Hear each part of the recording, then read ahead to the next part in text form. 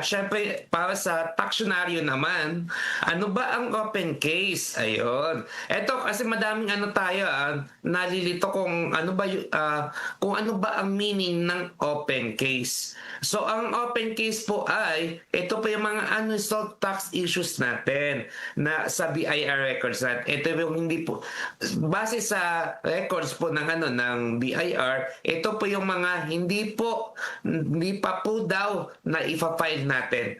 Minsan po yan, na-file natin but hindi pumasok sa record ng BIR.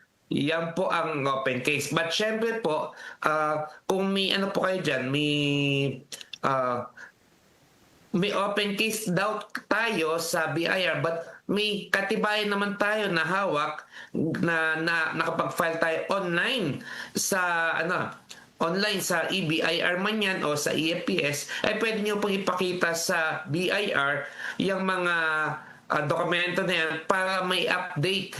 At ang tawag nga dyan nila is data fix po. Ibig sabihin, may iayos po ang mga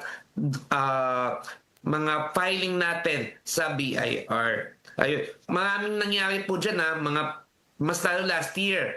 Maraming mga preliminary notices na tatanggap. Yung mga taxpayer natin na nagsasabi ay may open case daw sila.